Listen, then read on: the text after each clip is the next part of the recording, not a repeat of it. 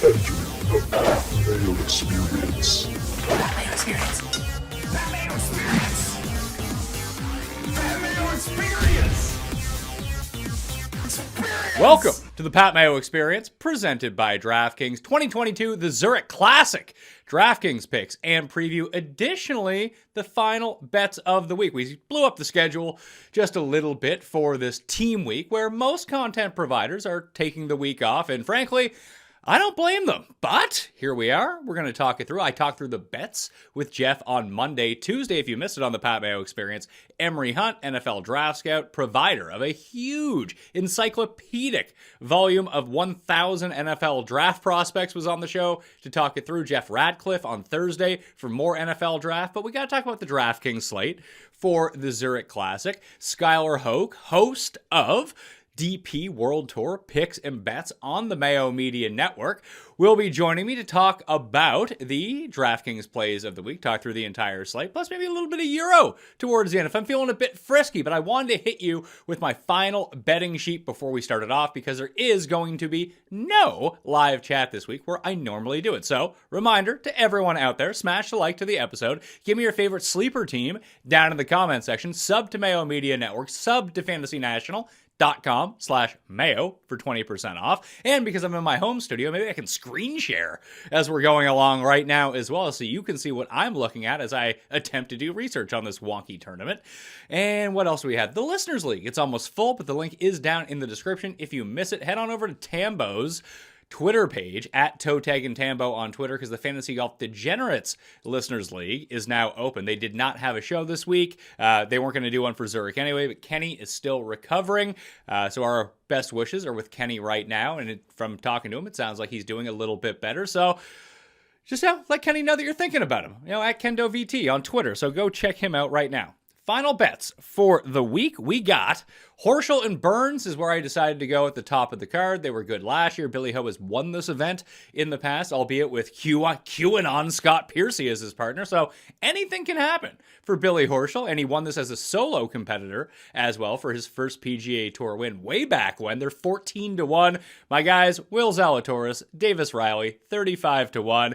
I couldn't help myself. Sung Jae Im and Ben An as a team, 38-1. Then I got Merritt and Streb at 70-1 with the top 5 each way. Kisner and Brown, because I can't help myself, 80-1 with the top 5 each way. That's the betting card for the week. Maybe I'll add something live. Probably not, because, spoiler, not going to be watching a bunch of this tournament.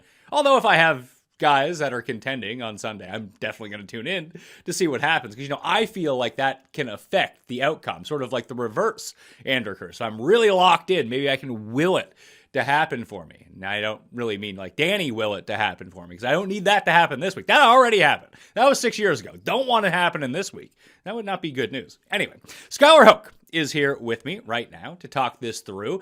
Do you have any sort of lean on what you're going to do for your bets this week? Because it does seem like everyone is betting Horschel and Burns at the top. I did take my pass on Team Chile and Team Canada, two other very popular bets this week. Yeah, well, first off, Pat, thanks for having me on the show. I align with you on a couple bets, and they're I think the gut bets of the week. And the first one is Zalatoris and Riley. I feel if they were to win on Sunday, we would just be kicking ourselves for it not to happen. Roommates, of course, have the history. And then the older version of that is the Kevin Kisner, Scott Brown. So those are definitely on the betting card. If I'm going to go through, my other selections, I really like Max Homa and Gooch at the top. I feel with the odds, decent enough for two of the arguably best informed guys there. So like them a lot. I like the Adams family. So Svensson and Hadwin. They're coming in lights out with the irons. So big fans overall of both of those guys. And then getting a little bit deeper, and we'll talk Party Marty teaming up with Bob. I'm excited for that team in the 60s. And then the last bet, and arguably my favorite of the bunch, I think Bramlett and Mav McNeely, they're as long as 75-1, make a decent appearing there too. We'll talk through. None of them are super long shots, but yeah, off the top of that, that's my betting card there. So when I was thinking about what kind of teams to target, because I think that's important, and there doesn't really seem to be a ton of rhyme or reason to it. So did you have any sort of strategy that you wanted to go with? Like, I like the Zalatoris-Riley pairing because obviously they're familiar with one another. And I actually do kind of trust, well, twofold, that if Zalatoris hits it to 3 feet, which he likes to do, that even if he misses, maybe Davis Riley can make that putt for him in certain circumstances. And then in the alternate shot, I think that Riley's putter, if he's on that week, and you never know with putting, it can kind of carry itself through and he can kind of make up for it. We know that Zalatoris, even on the par 5s, very good leg putter. So I think that their skills complement each other really well. You hope that Sungjae turns around the putter from what we saw at Heritage last week. And what the hell is going on with Ben An? Like, is he putting now? Is that a thing that he's doing? I mean, he's doing everything. I mean, he's, I think, number 2 on their points list now, one good start away from being on the PGA Tour. So he'll be right back. But it's interesting because you had me up in the match play another week that I just love. And just the randomness of what this week presents is, an advantage when we think about it from a DFS standpoint. I would say, to me, if I had to think, the most important is I like familiarity, things that make sense if they have a little relationship. But if they're going to be playing, like if Cam Champ was playing with, just say, Brian Gay, like those guys' iron shots are going to be super different than where they're normally comfortable with. So I almost think a similar skill set is probably my favorite if I had to pick. But also, if you are going to think of the alternate one where if you do have an ultimate ball striker, could they get picked up by a Riley? I think you could make the argument on both sides. There's probably no right answer. But that's kind of my, picking of the litter. Well, that's the main reason that I stayed away from Hadwin and Svensson. And maybe I'm just overthinking that a little bit. We know that Hadwin's been really good recently, obviously, but he's not super duper long off the tee. And that kind of meshes well with Svensson. But Svensson just legit can't putt. That during the alternate shot, if Hadwin's not absolute money and they need to make an 8-footer, it's weird that I would consider like Zalatoris pretty good at making 8-footers, which he is by the numbers. It's like 3-footers, which give him the utmost amount of difficulty. If he starts missing 3-footers, we're all screwed anyway. So I wouldn't think about that too much. It's just, can Svensson pick up Hadwin if Hadwin's not having a day? I feel like with the rest of my team, outside of Im and An, which is just kind of playing 2 South Korean guys, An is on the upswing, great course history, obviously at TPC Louisiana, and Im has been kind of hit or miss. But it does seem like tee to green, he's locked in. Hopefully he can just find his putter, which we know he can do over time. And, he had a bad week. Spieth isn't a bad putter. He just had a bad week. He still ended up winning, but you don't normally consider Jordan Spieth someone who's losing 2 strokes putting. He's like the gain 5 type guy. That I just wanted something. And then I have the similar skill sets, obviously, with Merritt and Streb. I feel like they complement each other really well. Merritt's someone who can get super hot. And then Kisner and Brown. Has anyone as a team in this tournament played even half the amount of rounds that Brown and Kisner have played together? I don't think so. It does feel like the more, I just wonder how these guys end up getting each other as pairs. And these guys have been consistent. We have seen a lot of teams evolving. I do like your Burns and Horschel. They're back for a second year. But no, I would say you include those Tuesdays in which those boys are cleaning up money. Yeah, they probably have the most experience of anybody together. Well, let's jump into it. Let's get to the field on DraftKings this week and on fantasynational.com. Again, fantasynational.com/Mayo to get yourself 20% off. We can see it on the screen right now. In the $10,000 range, Colin Morikawa and Victor Hovland, Big Dick Vic, are both $10,700. And again, if you're filling out the simulator this week in the lineup generator, or you're just on DraftKings, you take one guy from each team. Don't star both of them because it's going to screw up the entire process. So just pick one guy, just like on DraftKings. They give you both options, but you can only pick one. So they're together. They're the most expensive. They're 10-7. They are the betting favorites at DraftKingsSportsbook.com. Xander and Cantlay at 10-4. Cam Smith and Leishman, the defending champions, are both at 10-2. And then you have Sam Burns and Billy Horschel at 10,000. I'll drop down even a little bit more, I suppose, into the $9,000 range. Scheffler and Palmer. Palmer, who draws the pick of the litter for partners in this tournament, 9-7. Poulter and Lowry are 9-5. Fleetwood and Sergio, 9-4. Mito and Neiman, Team Chile, 9-2. And then you got Homa and Gooch, a team that you liked, at 9-1. Varner and Bubba Watson at $9,000. So do we have to approach betting this and DraftKings searching this a little bit differently? Because I'm just trying to think of what I want to do from a DraftKings perspective, and I think it's more or less I don't want to play a ton of lineups, and I might just build around like a core 4, core 5 teams and try to throw a few outliers in. So obviously I'm just going to go with the teams that I bet. Would you make a case for anything different based on the DraftKings scoring? Like, I don't think Bubba and Varner are going to win, but are they good DraftKings players because they're just going to light up best ball? Yeah, I mean, I would say my betting approach was we were a little different. I don't know if I trust any team in this type of format at really short odds. I think Buch and Homer were 28 to 1. That's as short as I went because of the variance that comes into play here. So I'm going to have to roster somebody up here. And probably to your point, MME this week is difficult. It's just you're spinning the wheel. So like I think I would take a little bit of discount. I mean, Vic and Morikawa seem like the best team, I would say, as a duo. But in that same Kisner-Brown talk, you just trust Leash and Cam more than anything. I mean, I went back to the Cam well last week, and it was really tough to watch opening Thursday. But I just been with Scotty, I guess, the 1-2 of the year, and I would take Leishman over Palmer personally. So I think Cam and Leash are the best value, I guess, of the bunch up there to me. And they're the defending champions, so that should go a long way. And outside of year one, really, when Cam won with Jonas Blix, beating Brown and Kisner in that playoff, it's generally been good teams that have won. I think the lowest odds team that pulled this off were Piercy and Horton. I still think they were like 30, 35 to 1 the year that they won. So that's sort of the area where you want to stick in. When you have two highly skilled players, it feels like it trumps 1.5 or even one highly skilled player at the very end, which kind of leads me to, are we just stupid for not going with a Cam Smith team and a Scotty Scheffler team right now and just continue to ride? Like, Scheffler's the best player in the world. He's won 4 of the past 6 events. He's not even $10,000. Yeah, no, I completely agree. I mean, there couldn't have been a bigger egg on our faces Monday morning after the Masters of how simple the process was. And Lowry's arguably been the third best player in some capacity of the year too. It could have been an easy 1, 2, 3 in that sense. I mean, Scotty Scheffler under $10,000.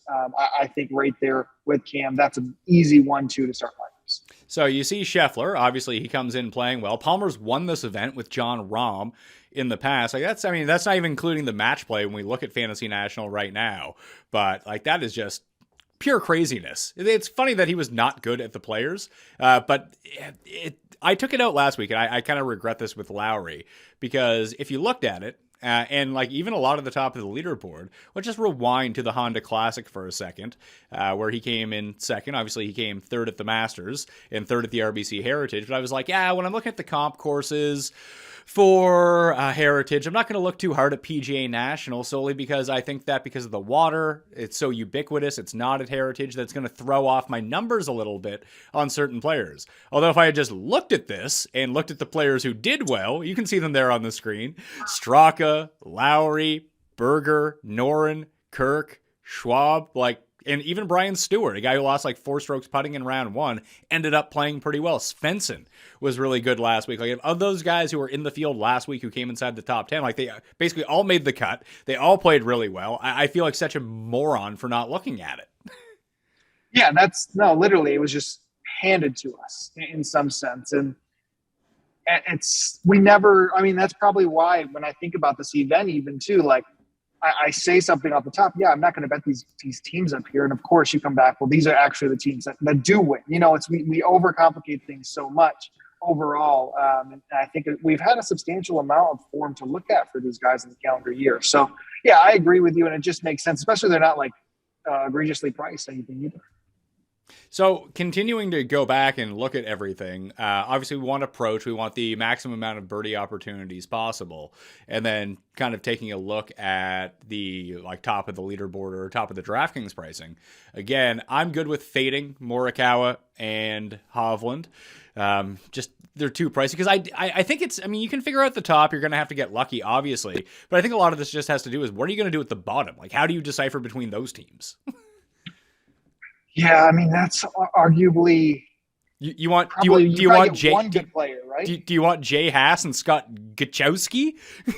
Yeah, gosh, I can't believe they're letting Bill tee it up with his dad. There's just I wondered this too. Like, how did certain guys get into the field or allowed to be picked? Like, how did Ben An, how did Sung Jae be able to do that? Because I'd imagine we'd see teams differently if it was just free for all. Like, I wonder what those rules are. I would wager, at least in my mind, is that you get in on like priority. Like, and then you get to team up, like the person with the priority gets to team up with who they want. Like you can pick whoever. So if Sung Jae's in, he's like, hey, I want to play with Ben An. And then all of a sudden, Ben An's in the tournament. Like, hey, maybe I can do my buddy a solid here. We can win this tournament. He can automatically get his PGA Tour card back. Although it looks like he's going to get it back anyway, based on what he's been doing on the Korn Ferry Tour so far.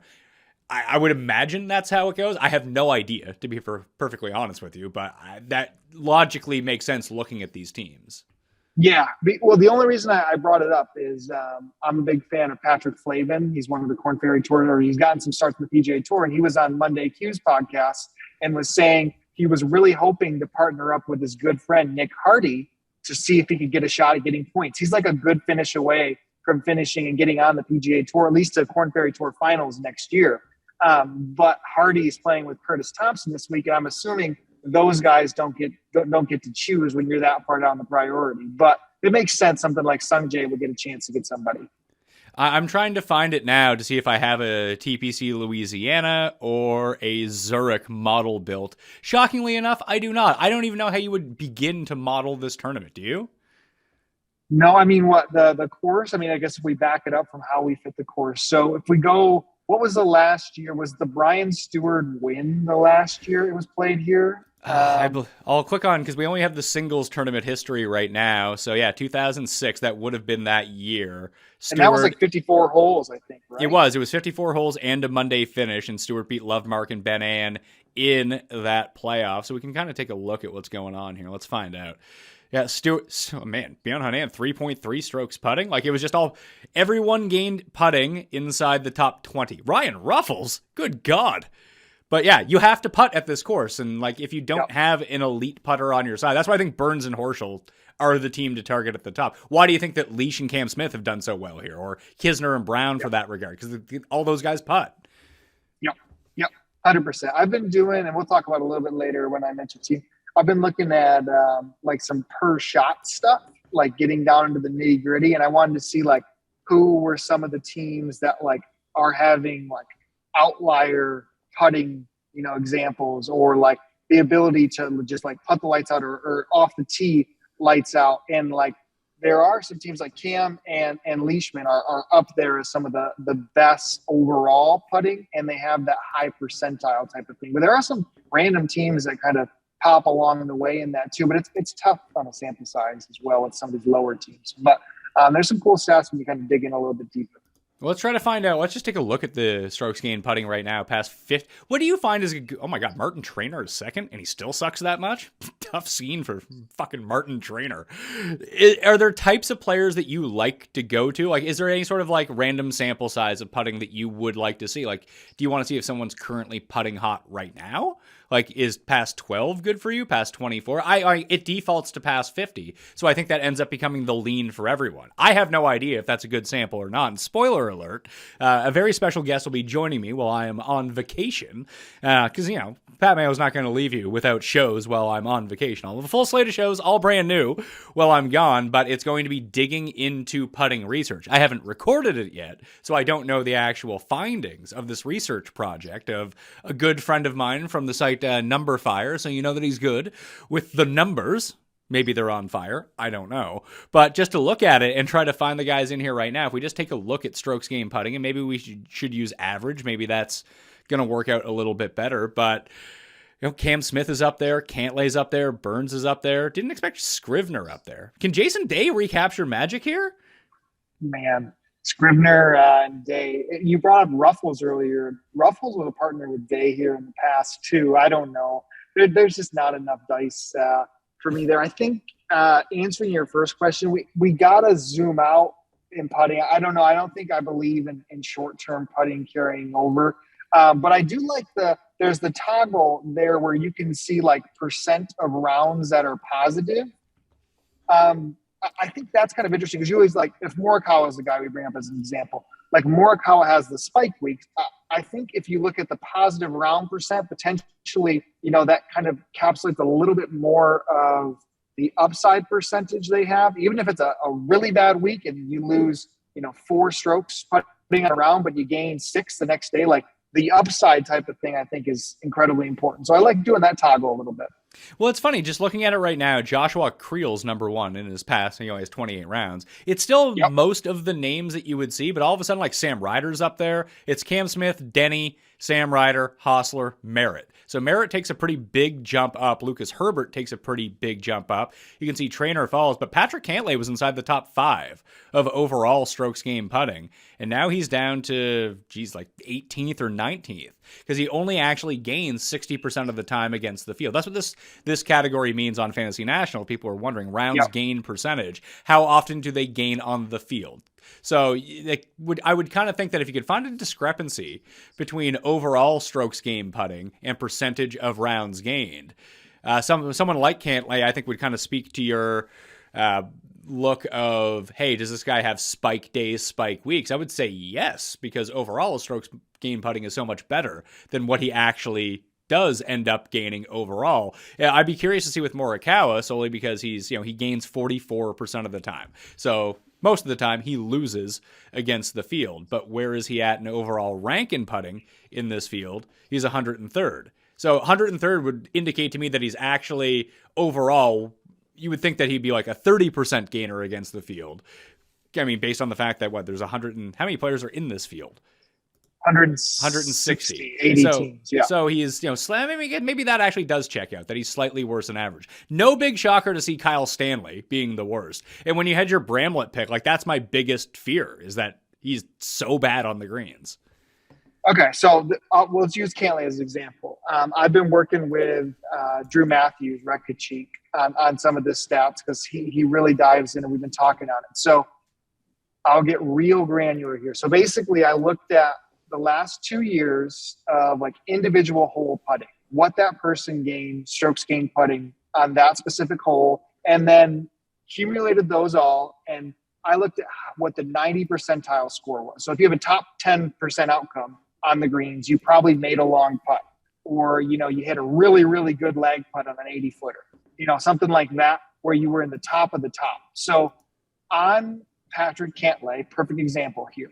He is ranked 19th in the field over the last 2 years on having 90 percentile putts. So that's, really good.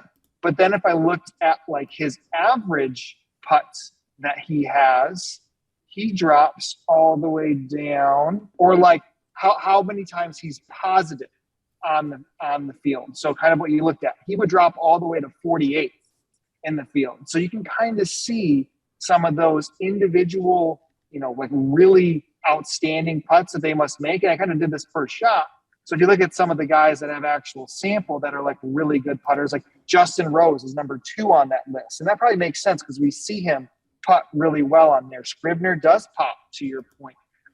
What's kind of interesting is actually Svensson shows out as somebody who can make some really long ones, but is not a consistent putter at all. So I don't know. It's just another way to look at it. I'm really feeling it out in the process, but I want to see some spikes. Well, that's interesting. Maybe I can bring you in on some of these conversations on that show that I'm going to be having, because I want it to be somewhat of an evergreen show, because I'd like to get to the bottom of it, because it's not that I don't think, we've talked about it so long that I think it's kind of gone the other way with it, that, putting doesn't matter. Obviously, putting does matter. The reason that we always say that putting doesn't matter is that we don't find it very predictive. But what if there's a way that we could find it somewhat predictive? I feel like that would be a huge edge in a lot of this stuff. Well, yeah, think about Cam Smith's run. I would say the general public, if you look at Augusta, for example, it was probably one of the biggest misprices. So I wouldn't say ownership was necessarily an indicator, because that's not it. But people doubted Cam and still kind of doubt Cam because it has been short game drinking. And I think we just all have that tendency because we want guys to put it close because we know over time they can have that week. But I would agree. I think it's definitely gone way too far in the pendulum of not mattering when it's a huge facet of the game. Well, it's just funny, like, even to talk about it, to look at his run juxtaposed with what he did at Heritage when he lost 3 strokes around the green in 2 rounds and lost a stroke, Yep. 1.3 strokes putting, like, sort of the antithesis of everything that he had been doing in the year. First time he had lost since the CJ Cup around the greens, a week when he lost 0.1 strokes. Before that, like, his last, like, legitimately bad tournament was the U.S. Open around the green. And it's just funny, if he doesn't chip, he's out. Like, he ejects immediately if that's going to be the end of him. But he might be a nice buy target here. DraftKings-wise, you can see the driving was actually good last week.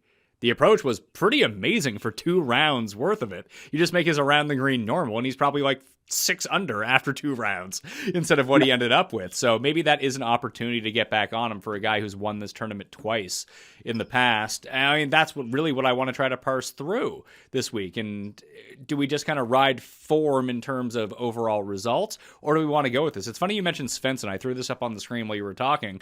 The numbers don't lie here, and it kind of backs up what you said. 25-foot plus putting, he's 3rd in this field. He sucks everywhere else. And even sort of like Zalatoris, like, we think Zalatoris is bad from in close. Anyone who has bet Svensson so far this year, ask my poor friend Reed Fowler, who like sweats Svensson's 4-foot misses all the time. He's 159th of 160 players from in close. Like, that's just giving tournaments away. Like, Zalatoris isn't even as bad as it seems. He's actually not horrible from 5 feet in. He actually kind of gets progressively worse, although you would think of him as a little bit better. The hardest thing that I can't figure out with putting is lag putting. How do you even figure out lag putting? Like, because 3-putt avoidance doesn't tell you enough of a story, I don't think, because, Zalatoris not scared to 3-putt from 12 feet. So neither is Svensson. But like, when you watch Zalatoris at the Masters, maybe that's a bad example because he putts so well there that if the dude is like 61 feet away, he's putting it within like the 2-foot bucket. Yeah. You tweeted that week. What is, you trying to find 3-putt outside of 40 feet. I didn't get a chance to dive in. I think hopefully coming up, I'll have a way to look at that. And I think it's going to be important at Southern Hills because I've already seen some comments right away after Spieth won saying, like, if he wants to complete the Grand Slam, like, this is his best shot. It has some Augusta comparisons where you can kind of hit it anywhere off the tee, and around the green is going to matter, and short game is going to be important. So I think dialing in to that and approaching of Southern Hills, which is the next major, right? So yeah, I think it's something that definitely we can learn more about. Can you see my screen right now by chance? Actually, you can. I'm going to throw it up right now.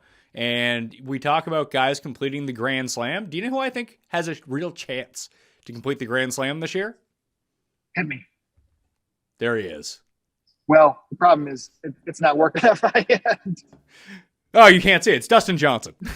Okay. All right. There we go. Okay. I wouldn't have been my guess, but I do feel he's just, I was disappointed in the weekend at the Masters, man. I mean, I thought he was such a sharp kind of play in that sense.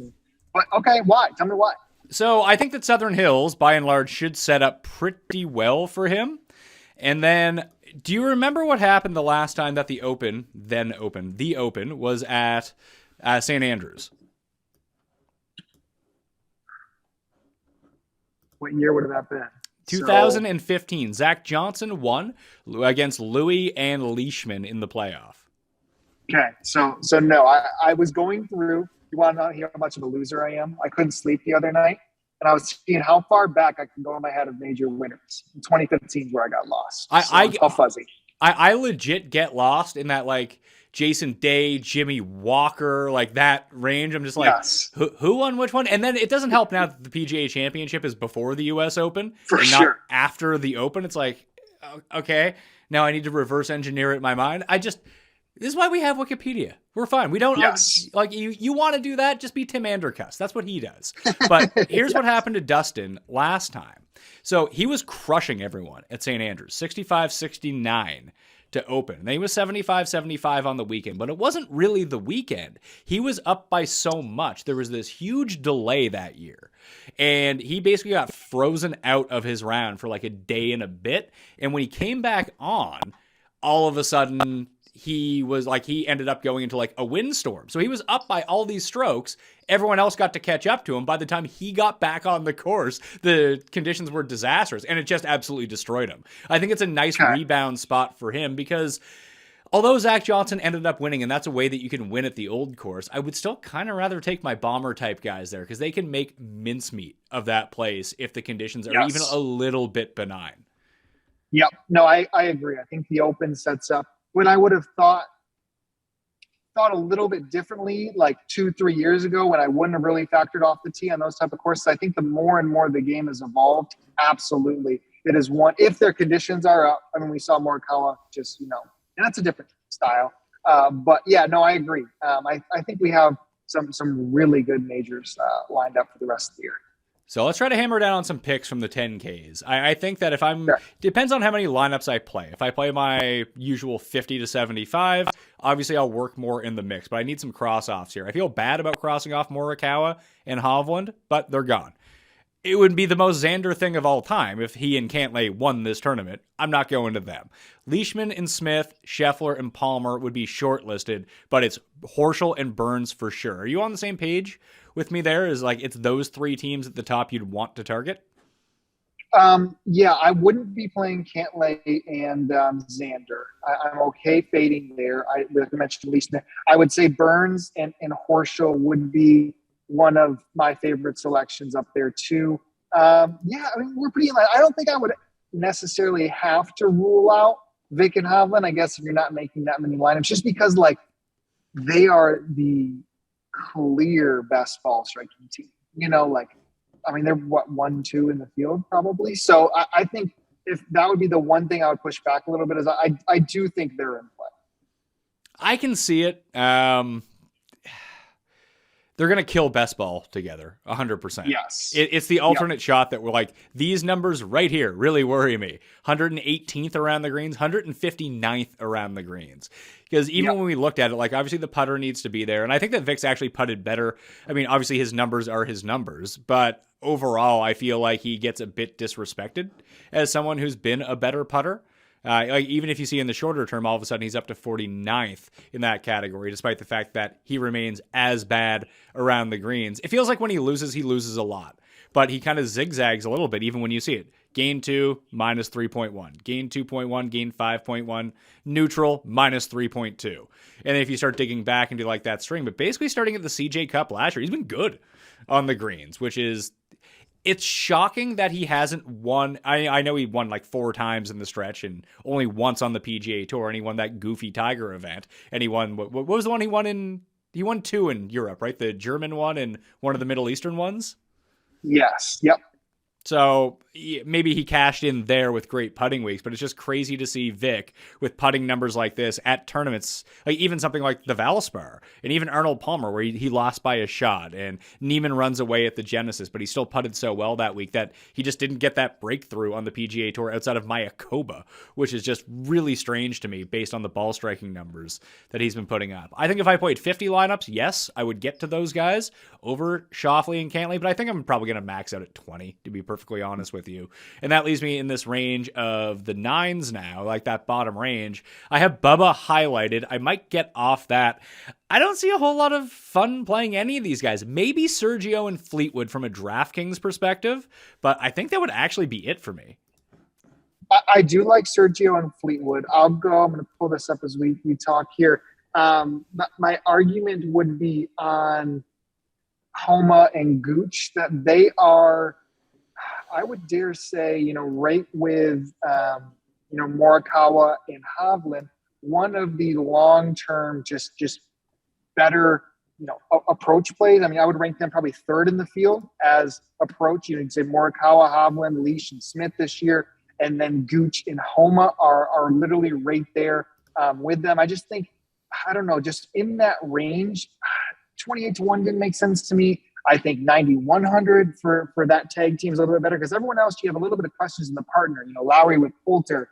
Has Sergio been all that great this year? I mean, Tommy's trending up, but even both of them together, I would take, I think, Gooch or Homa on the season over them. So that to me is just the best duo of the bunch of the 9. So that's where I'd plant my flag. I wonder if there's anything to be found from this. Like, I mean, what would you say is more important in this tournament? 5 to 10 foot putting or 10 to 15 foot putting? You got a birdie, so I would think the further the range is, for me, I would almost say, even though it's probably not the most, I would think 10 to 15. See, maybe they're both equally as important, because I think there's going to be a lot of par saving shots in alternate shot where guys are going to need to make 8 footers for par, because that's just what ends up happening when you get so out of sorts in this. So maybe I can try to do this together. I'm going to add a column to my mixed condition model. I'm going to call it 10 to 15, and that's what we'll call it. We'll call it 5 to 10. We'll add that, and then we'll add another one and call it 10 to 15. 10 to 15 over the past 50 rounds each. And just click on that to see if, that's just the easy way to combine those two things together to see and just weight them both the same. So 50-50. Boom, let's go. Let's see who the best players in the field at that are. And maybe we can find a partner that can potentially pick up someone else. So we have Lucas Herbert, Sung Kang, and maybe this is better for sleepers. Lee Biota, Tway, Shank, Long. There's Billy Ho. He pops up there. So if the very top end players that we're looking at, Billy Horschel, Leishman. It's funny that Cam Smith, he's so bad at one of them, it really does drag him down. Fortunately, his irons have been so good. He's putting inside 10 feet a lot. Yep. That I would feel like the 5 to 10 would be like more of your birdie range, and your kind of escapability would be up here. I could be completely talking out of my ass on this one too. I don't really know. Like Bubba has been surprisingly good at something like this. Gooch and Homa might have the worst combined score of anyone in the field, is my problem. Thank you for confirming my pick there. That's very kind. They've just been so good. Outside of we might have to stop playing Max Homa in majors. Outside of those weeks, he's phenomenal. He just can't find it in majors right now. It's so bad. Kazire's been really good. Kazire and Post. Yeah, I think that's a good team. Mm-hmm. I think that's a good team. Kazire has been sneaky really good this year. I didn't realize that. I feel like he just has a tournament and then goes away. Has he been showing a bit more consistency than normal? So let's see. 26 miscut, 33rd, 22nd, 32nd, 61st, 10th. It's been a pretty good run. And he's just kind of, the approaches have been really good outside of last week. Yeah, that's his first negative approach, right? Since the Farmers. So been some time. Yeah, those aren't elite finishes by any means, but you combine the approach. Posted popped a little bit last week. Maybe on these courses that's not driver heavy, he kind of feels that could be something like that. So, yeah, I think, he finished 3rd last week. I think that's a solid team. Their salary is what in the next tier, right? Yeah, so 8,400 for those guys. Yeah, I like that team. So, yeah, the entire 8s, you have Zalatoris and Riley, who I'm playing. You have Willett and Hatton. Don't know if I can get there with those guys. Sungjae and Ben An, who I will be playing. GMAC and Power, Steele and Bradley. Steele and Bradley are a really interesting team to me because I feel like they actually do exactly the same thing as a skill set. Yes. Yep. That would be my pick outside of Riley and Zalatoris. I looked for teams that had top 25 percentile players in specific stats, or if they altered, and both of those guys match. Steele's really good off the tee. And Keegan can match that, but then our irons, they can really just take advantage of Keegan, and hopefully Steele can play a little bit better with the short game there. But yeah, I like that pairing quite a bit. It seems pretty expensive for GMAC and Power. I'd be able to rule those guys out. Even Sig and Straka, I don't know. Sepp is interesting, but I don't know paired with Sig. I think until we get to AK flat, I'm good fading the other guys. Do we remember what courses that we like as crossover courses for TPC Louisiana as a singles event? And I feel like that could help us. But I'm just trying to think back to the winners. You got Rose, Brian Stewart, Bubba, Horschel. Billy. Who? Yeah, Horschel. Yep, Billy. Yep. Who else would we have? Duffner, I think, won here before. Or did he win here? No, he won at Colonial. He was second at this tournament, and then he won at Colonial because he got the stupid jacket. But it's weird that although it's at par 72, it's only 7,300 yards. That it actually does. I feel like it meshes with Heritage really well when we think about it and try to look at some of the crossover players. Stewart can't win in an event that driver is very important. He's one of the literal shortest guys on tour. So you put that. It's a little opposite with Bubba, but Bubba does it at weird tracks. So I don't think I need to include like Bubba's driving. I would think Billy, would be a similar set. So yeah, I would think those shorter type of dink and kind of dump around. Yeah, that would be my like kind of head pick. Well, it's kind of difficult to parse with Stewart because, I mean, Lovemark and Ben Ann are in that playoff with him, True. both two guys who bomb it. And the fact that it was 54 holes might lend itself to sort of an outlier winner solely because there was obviously really bad conditions that week that maybe I would assume lift, clean, and place was in play. And when you have Stewart, a guy who hits every single fairway, maybe that just turned into a huge advantage for him. Fair. I don't know. Yeah, that's a good point. No, I think that's fair. And Lovemark is probably quite opposite. And Ben Ann too. So yeah, I don't know. And it probably doesn't matter as much over. I mean, that's probably why we've gotten away with it over the last few years is because of the randomness of this event. But yeah, I think what we're getting to aligning on kind of those shorter heritage type does make sense. So one thing we can do, because I think it gets overlooked that this is actually a Pete Dye course. Yeah. So I mean, if we do it. So if we run best Pete Dyes in the track. Best Pete Dyes, Andrew Novak with his glorious one round, which I would assume is at the stadium course at the Amex earlier. Callum Tarrant, a guy who I've played on DraftKings this year. That's legit true. He's kind of good. I like him. We'll see. But then you got Lowry. Man, Scrivener. It's only 4 rounds for Scrivener. What fucking 4 rounds are those? Why does Scrivener pop up on everything? Well, I don't think he's been good in Euro this year either, but that's he's barely played. He played the PGA Championship at Kiowa last year. Scrivener.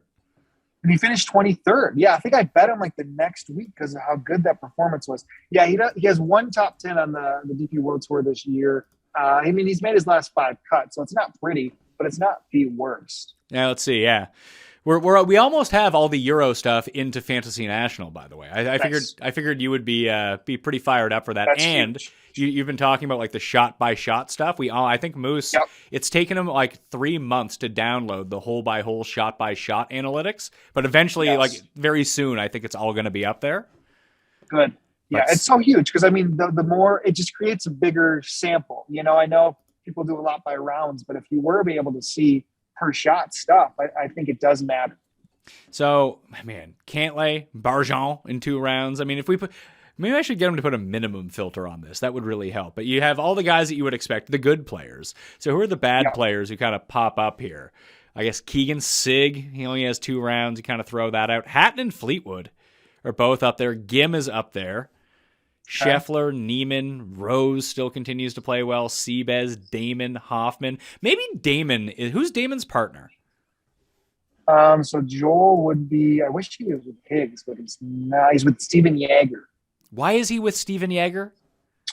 I think Yeager might be a Phoenix guy too. Harry Higgs played with a college teammate, so maybe that's why. Because he's with Smotherman, and they went to SMU together. I don't know. I don't picture Damon. Yeah, just if we're thinking about like the types of courses, if we throw Louisiana into this mix, we would have, I mean, I kind of talked it through last week. Sony, Sedgefield, RSM, Colonial. Maybe this one deserves to be on that list too, just based on some of the players that have done well at Sedgefield. When I think of Damon, Heritage, Wyndham would like be the first 2 places where I'd ever want to bet Joel Damon. Yep, for sure. No, I kind of like that. I'm trying to think. I gotta say this before I forget it, before we get into 7Ks. Because I want to talk about Laird and Bob. Do you like these guys at all? Well, I didn't realize that Bob had this Louisiana connection, which... That's what I was going to make sure, yeah. That the college you went there. Does that... I mean, that's not the... I mean, for years, we kind of were just like, well, man, Sam Burns went to LSU. How could he not win this event? I don't know how much there is to that. Like, there's familiarity with conditions and green types, but you still have to go out and play at the same time. Yeah, I mean, he was only there for like 9 months too before he left. But I think Bob's been sneaky good this year. I mean, he probably had a middling performance for what he could have done at the Masters. But, he played well at the Valero, really good at the Genesis. And Laird can go nuclear. I think that's a really good team. And AK, I like that. And maybe it's different, and maybe I'm overthinking this, but the motivation for someone like McIntyre is got to be similar to like Scott Brown and Jonas Blix and these guys that like needed it. I mean, it does make a huge difference, but you could make that probably same argument for everyone below him too. Well, you can make that argument for a lot of people, obviously, but I think that if you make that argument with a reasonable backup of, hey, this guy's actually good too. It's not like Jared Wolf with an E. He needs a win to get his tour card for the next 2 years. Like, yeah, no shit. It's because he's no good. He needs his tour card. Bob, at least we know. I mean, no disrespect to Jared Wolf. He's like a showdown guy for me. Don't worry about Jared Wolf, but like Bob is a real player. Yes. Yeah. So I just wanted to make sure we talked to them on the 8Ks because, the 7Ks. I guess Scrivener would be in that Bob category, but I think Bob is a lot better than. But I do think the 7Ks, you just got to like find a little narrative and run with it. Okay, I'm going to go with Bob and Laird then at 8,000. I don't know what else I really want to do in the 8Ks outside of Zalatoris and Riley, maybe Hatton and Willett. Like, I don't know what to do with this like middle range here. Do I just skip it? Because outside of the Canadians, maybe Kazire and Poston, I've seen them talked up a little bit. I can't imagine that these guys are going to be very highly owned. I mean, Ben An and Sung Jae, obviously, for me as well. But maybe I just use those three? Yeah.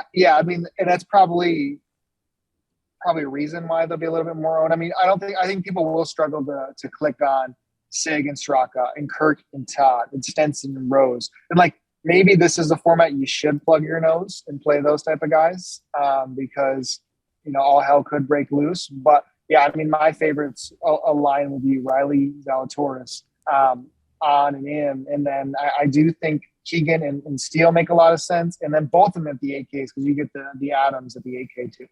Well, it's hard to figure this out because I'm looking at the ownership percentages right now.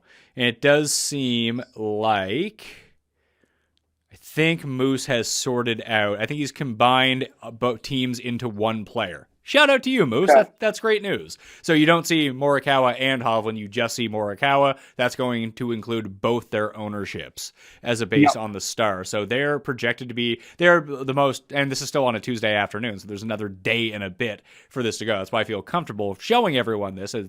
These are where the trends are going right now. That team is going to be very highly owned. Scheffler and Burns going to be very highly owned. Sergio, Zalatoris, Team Chile. I'm trying to find like we don't really get a break on ownership until the Bubba team, the Willett team, and then you have that Poston team. That Straka team is rating out really highly. Huh. Okay. Georgia Dogs together. Yeah. I mean, Sep's been really good. That Feinberg comment yesterday about maybe stealing it from Lowry again would have been quite funny. But yeah, I don't know. Sig just doesn't feel like he's an 8K guy versus some of these. I guess Poston probably isn't either. But yeah, I just both of the teams at 8Ks feel. Are they owned at all? Are McIntyre, Laird? Yeah, they are showing right now that they're being generated in around 17% of lineups, with Svensson and Hadwin around 23%. I would wager that the gap in real life is probably a lot larger than that. Obviously, Fantasy National members, a bit more savvy Sky, as we've learned over time. But we'll briefly talk about the sevens here because we do have to remember there's only 80 teams, though, too. So ownership will probably be inflated. I had not considered that. Yeah, top 33 in ties make the cut, if anyone is wondering.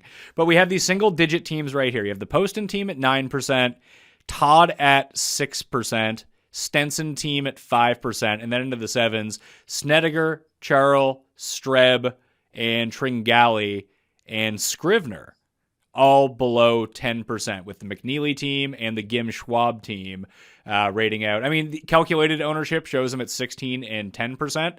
They're being generated at a rate of 22 and 16%. So, again, no big shocker. Fantasy National members love Doug Gim because stats love Doug Gim. But I'm shocked about the Streb Merit team at like really low percentage. Like, that's an auto click for me. And with all of the stats have been telling me, I feel like I almost have to play Scrivener now. Yeah, I mean, they are coming from what? I guess Kiowa. So last year could be worse. I mean, take it dark. I don't think at this point, like, much probably does matter. So Scrivener can get it going a little bit. I do like. Let's see. Scrivener. I mean, the problem is he has Jason Day on his team. That's another issue too. Yeah. Oh, yeah, for the context of stats, he has 6 weighted events, and only 3 of them actually show strokes gained numbers. PGA Championship, WGC Mexico, and the Memorial from 2020. And it's only because he gained 6.1. Okay, I'm going to take Scrivener off the list. He's going back off the list. Those numbers were not super encouraging. It's because I was looking at Pete Dye courses too. I have all the weird filters turned on. I got myself running around in shambles here, trying to find someone I can actually play from the 7K range. And outside of like my gut tells me Streb and Merritt are going to be really good. I think Clark and Tringali have a decent shot of being an okay team. They're just 2 guys no one would ever want to click on. So 2 things. So I pulled up the ownership from last year. Highest owned team, surprisingly, was only 23% owned. There was 24 different teams that were between 10 and 23%. So it really didn't get crazy chalked for only having 80 golfers in the field. The highest owned teams last year, Chase Seifert and Matt Neesmith, Pat Perez and Jason Kokrak, Ryan Palmer and Rahm, Cameron Tringali and Roberto Castro, Peter Uihlein and Richie Wawrinski. So I don't know what goes into potentially some of these selections. So I guess anybody could be chalk reading that. So maybe Streb's team does get clicked on or doesn't. So they were low owns. Okay. I think maybe my team here in the 7s, but this is my argument for Bramlett and McNeely. So if we talked about the high percentile numbers on the greens earlier, broke it down per team when we're looking at off the tee. So if we look at off the tee numbers, same thing. I want to see who is having the literal best shots and how often they are doing it. So 90 percentile off the tee shots. Combined between the 2 of them, Bramlett and McNeely are hitting 19.18% of their off the tee shots into the 90 percentile. The next closest team is Keegan and Steele at 15.3. So, like, they are by far the best off the team when we look at upside there, and they both can do it. Now, Bramlett's game is pretty bad elsewhere, but I think Mav's got enough in him that he could really carry a little bit of the team the rest of the way. So I do really like that team in the middle of 7Ks. I just sorted by strokes gained off the tee, rounds gained on the field. Zalatoris is the best in the field. Keith Mitchell is tied with him. Okay. Bezadenhout's his partner, I believe. No, Mitchell's playing with Sneds. With Sneds, okay. Mitchell and But Sneds. it's probably similar player, honestly. Yeah, like, are those skill sets too diverse, you think? But that's like almost where I don't know, I guess you'd think half of the round an alternate shot, it would play in their favor. I believe Axis was telling me if you tee off on like the odd holes, that's where the longer irons are. So they should hopefully be making the decision to have the better long iron play on a specific hole, an alternate shot. So hopefully these teams take that into factor. I don't know if I trust them enough sometimes to do that, but they could be set up very well on 9 holes. Yeah. And you don't have to go too like low an alternate shot. You just have to like play field average. Yeah, if you can just shoot even par, an alternate shot, like try to sneak out a 2 or 3 under, like you are dancing. Anyone from these lower 7s that you can imagine yourself going to here, like to try to round out the roster? Because I'm trying to see who I have clicked outside of Kisner and Brown at 76. I was actually thinking Wawrinski and Uihlein, probably because I saw them play together before. Yeah, and that was the week before Uihlein. I think he won on the Korn Ferry Tour the week prior. So he came in with some form, and they finished, I think, like 3rd last year. So chalk hit. It's pretty gross. If we think of people that do have the connection, Higgs and Smotherman did play together at SMU. Higgs has shown a little bit of life about the Masters. Smotherman probably has some decent ball striking numbers if you looked at him on the whole 2022 season. I think they make a little bit of sense. It feels that you always see with like 18 holes, either Hayden Buckley or Alex Smalley on like a first page of a leaderboard. They aren't there by the weekend, but the birdies do come in bunches for those guys. I think that's some good talent at 7K. I'm trying to think. Yeah, Smotherman and Higgs kind of do it. Who is Sam Ryder's partner? Doc Redman. Doc Redman. Okay. Redman, I was because they're not paired together next to each other. I was like, Ryder and Shank is actually not a terrible team. Now that I would think about it, Hoagie seems really lowly priced here, doesn't he? Yes, he feels like he's definitely the best player in this range. He's got Barjan. I don't know. It's probably not the best partner we could have. I mean, I think it's fun that like Igalo's with Bo. I mean, Bo's been on a couple leaderboards with Igalo's plays matchup. What do you think about, what about Higo and Grace? Grace was like sneaky good with his irons last week. Higo was not, as someone who wagered on Higo to win. That was bad news. I don't know. Is he too much of a liability right now for alternate shot? Because it seems like he doesn't know where the ball is going. But it feels like he still hits enough good shots that if Grace plays well, Grace could pick him up a little bit. I don't really know how to parse it. Yeah, I guess it's in 5 missed cuts in a row for Higo. It's been bad. Both of us expected way bigger things out of him this year. So I don't know. I mean, Grace, is kind of a little bit of a beat die guy, right? Won at Heritage. So I don't know. They seem like I wouldn't be like shocked if we saw it, but there probably isn't enough in the form to play there. Horsfield's coming over. Horsfield is one of the best, if not the best birdie maker on the DP World Tour. But Matt Wallace has been probably worse than Higo. Yeah. What happened to Matt Wallace? Dude, it's bad. I don't know. I mean, that year, I think we all bet him in majors. He was right there. He's hasn't made a cut stateside in 2022. Horsfield hasn't played since Saudi when he withdrew. I definitely bet him that weekend. He was like top 5 to the first round.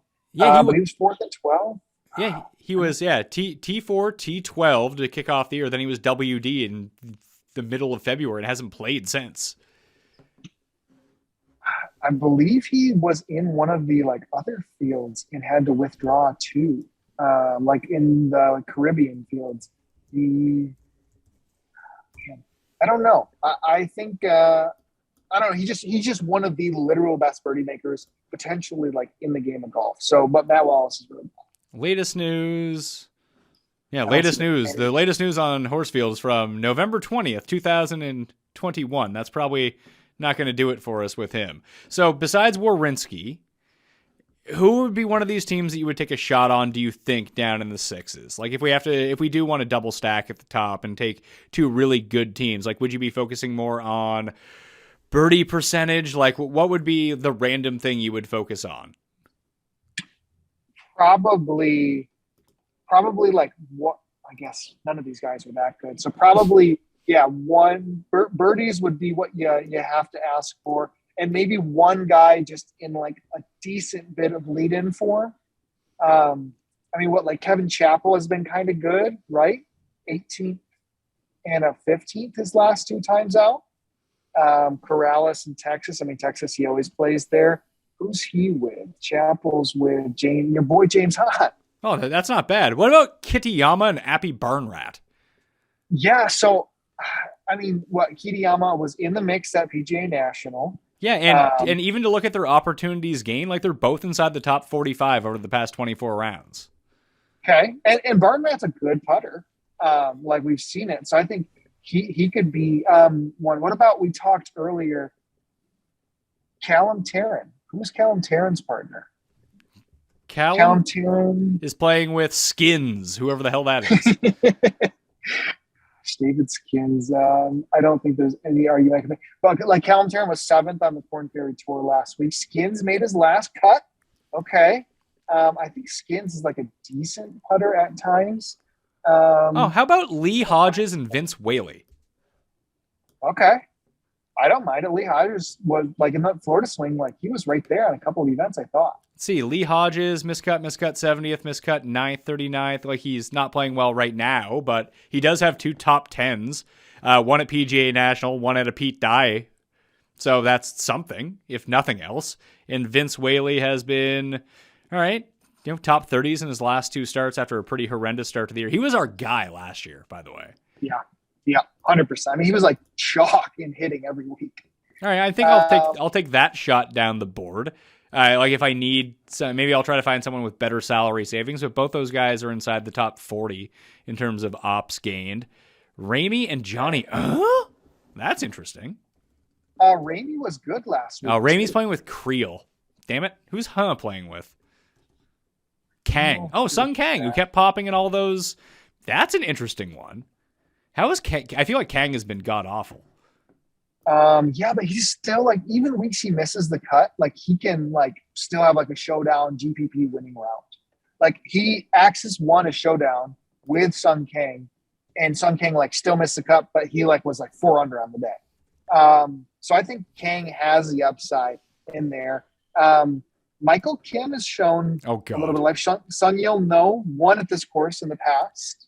I'm just trying to think of reasons. Curtis Thompson is paired up with Nick Hardy. Thompson did go to LSU, so I know you made that very compelling LSU argument for Burns earlier, so it applies for Curtis Thompson.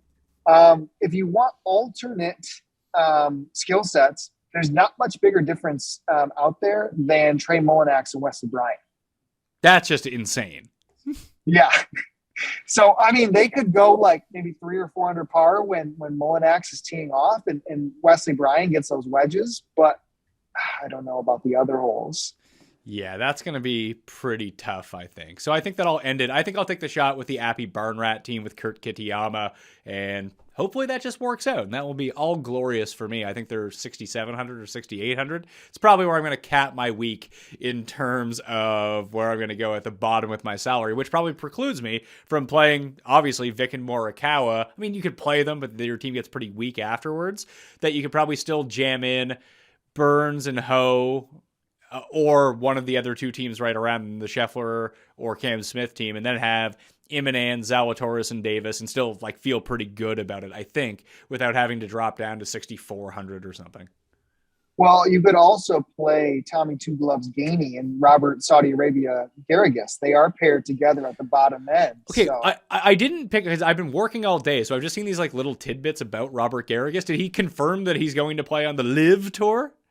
So he's the first player to apply for the exemption to still be able to play on the PGA Tour had he competed on the Live Tour. So it's still, not sure if Greg Norman wants him to play, if he's just saying, hey, I'm ready to play. If you guys want me, I'm going to file this extension, take one for the team for the rest of the tour. But if Bobby Garrigus starts making money with that short putter, you know how many people are going to want to be like, okay, that's a lot of money out there for the taking.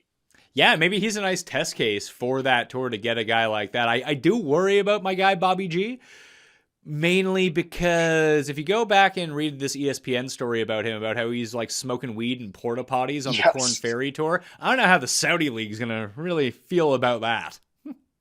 Yeah, very fair. Yeah, for him, it's just quite funny to see how the last few months of this tour has gone, and for him to be the one leading off the exemption is just a little cherry on top. Yeah, they go from Bryson and Phil to Robert Garrigus very quickly. Very, very. But no, I mean, who knows how this week? I mean, after looking at those ownerships, man, I think you do just take some random stabs, you make an argument, and try to make some unique lineups and get lucky. I mean, it is fun if you have somebody in the mix to see that on Sunday. Euro, you and Tom did the full show. That's up on Mayo Media Network right now. What's the tournament? The ISPS. How many? Okay, what is the name of it? Is it ISPS? What is it? ISPS, yeah, Handa. So we have the ISPS Handa Championship in Spain this week. Meanwhile, there's the ISPS Handa Championship also being played in Japan this week on the Japan Tour. Okay. So we have literally the same name tour in 2 different places. That doesn't make any sense. But doesn't ISPS also sponsor like 5 tournaments in Australia as well? Yes. So money's flowing out of ISPS. And yeah, especially in the golf game. Who do you like in this tournament? Because it didn't seem like a super stacked field. I saw Burned was playing. Yeah, so this has just been the hard thing about the DP World Tour is we have literally, since the last time we spoke match play, there hasn't been an event played. That was the last tournament on the DP World Tour. So you're getting guys that haven't teed it up for a month that are playing. So this course hasn't been seen on the Euro Tour before. It's one where there's Q School have been played in the past there, but nothing that we have really pointing to it. Some of the longer hitters played well.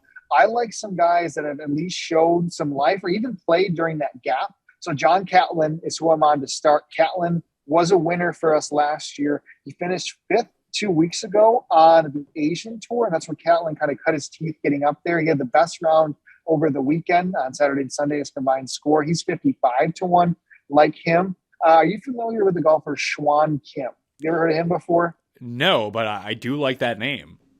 So Schwan is in like unbelievable Asian Tour form right now. He's got a second, first, and another first in his last 4 events.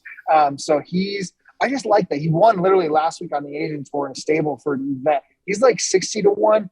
Again, when we look at some of these guys that just haven't played for a little bit, and even if they came over and played, like Rasmus Højgaard and Bern are the top 2. Rasmus did really well in those events, but like he's still very short odds for a little bit of a layoff of it. So Schwann's in good form, 60-1. Marcus Kinholt is another one who has been top 10 his last 2 events on the DP World Tour. Sneaky good irons for Marcus Kinholt.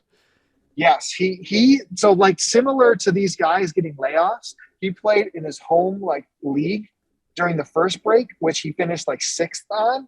And then I believe he won on it the next week. And then he finished back-to-back top 10s coming out of that on the Euro Tour. So I like him. And then a few long shots, fun names here to start. So Henny Duplessis is 80-1.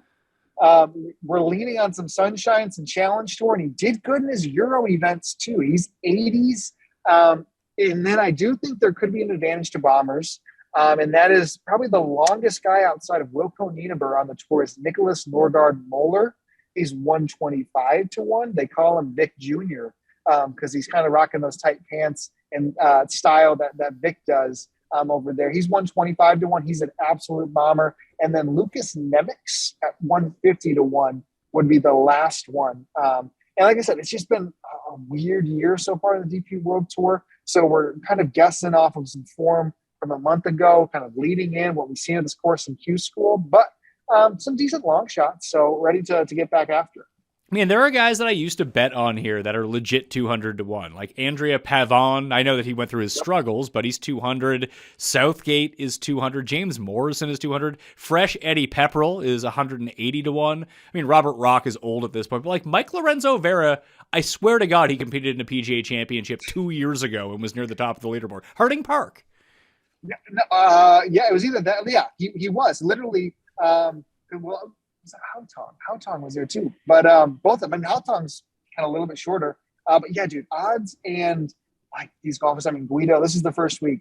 I'm going to pour one out. I didn't put Guido on the betting card. It's been like 2 years in a row. Yeah, how do you come to terms with that? Because I've done that a few times with Luke List in the past. I gave up on him ages ago. Unfortunately, when his stats turned around, I jumped back on in order to hit it. It's really hard to break up with guys that you bet on every week because you feel like the emotional attachment you have to them winning because you bet on them every week. And if they just won and you hadn't bet on them, like, what would you do? Oh, yeah, it would be really hard to stomach. And that's why you can't quit, you know? And I guess the fortunate thing is, okay, like you could throw $10 every week, you know, and just be like, okay, if it hits, it still pays off massively, but it will add up over time easily. It's just been like really bad.